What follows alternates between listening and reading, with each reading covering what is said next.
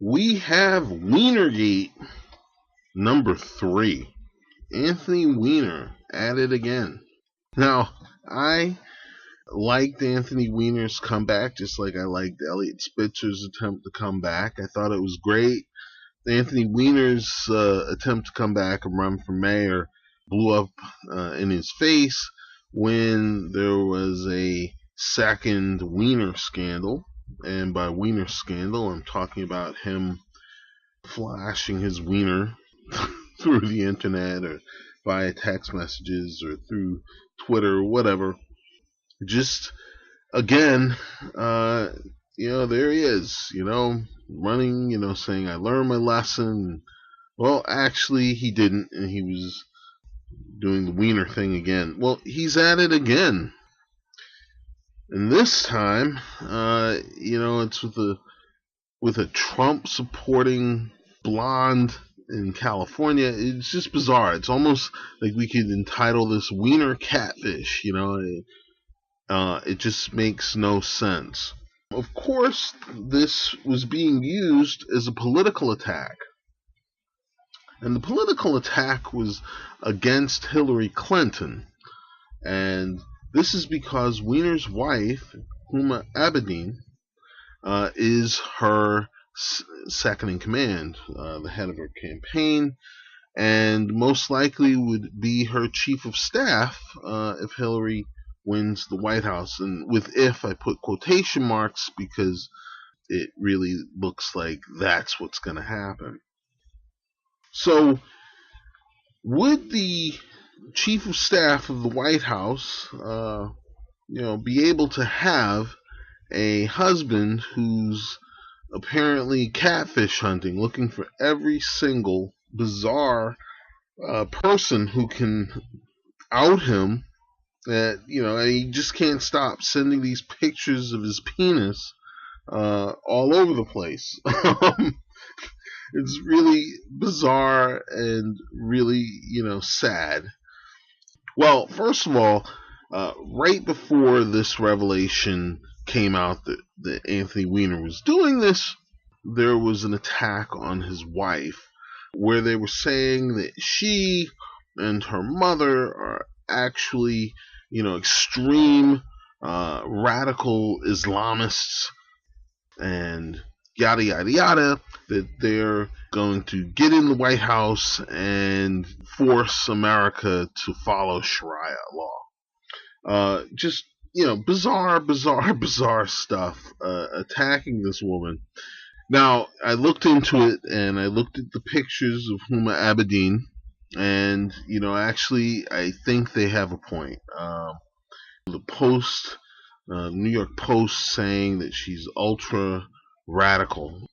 Well, I've seen in these pictures, I think there's proof that she's wearing an Invisaburka.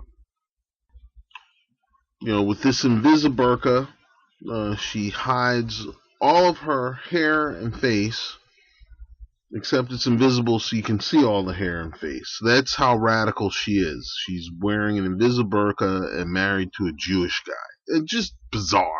So, when you consider how desperate they are to try and attack this woman and to attack Hillary Clinton through her. So this time it's like, they set up, they probably have had Anthony Weiner catfished for years, waiting for this attempt to attack Hillary. And here he is, just going along with it again. It's like sausage party. So, he's got the sun in his pictures. They've attacked Hillary for standing by Bill Clinton, which is bizarre, during his sex scandals, etc., particularly Monica Lewinsky.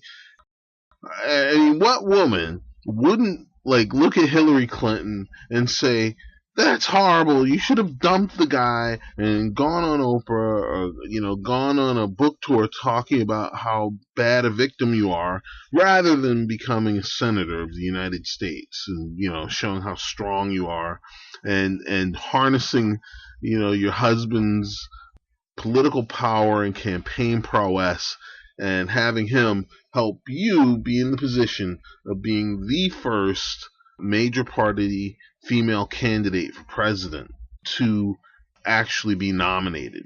So, which means there's a really good chance that you have reaching the presidency, especially when the other side is a complete nut job. So, oh, well, gee, Bill, I'm going to dump you because, oh, well, on second thought, I'm going to go to be a senator, and then after that, I'm going to take the presidency, and Bill, this time the Secret Service agents will answer to me. Ha ha ha. Now, that makes much more sense. So, she's the good wife, and the Republicans are attacking her for being the good wife, but she's more than that. She's like, well, I got bigger things in mind than running around playing victim. So her chief of staff to be is much the same. Now, at this point, Weiner has done something new in this newest photo scandal. He added his son to one of the pictures where it shows his crotch and the boy. I don't think he really was thinking about it, whatever. And I think they overblow this whole thing about him being visibly excited. I mean, they might be underestimating his resting state, so to speak. Whatever. But you're gonna send my son's picture to your floozy. It's one thing to send their pictures to the floozy, but my son's picture to your floozy. So this would appear third strike, he's out. So his wife, Habedine, has said that she's separating from him, and this is a good thing, of course, for the campaign. But it's a sad, sad thing.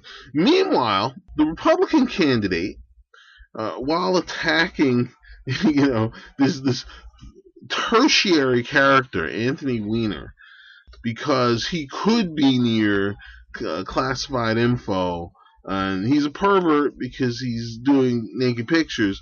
Well, his wife is, of course, that would be great. They have the first lady with nude pictures running around.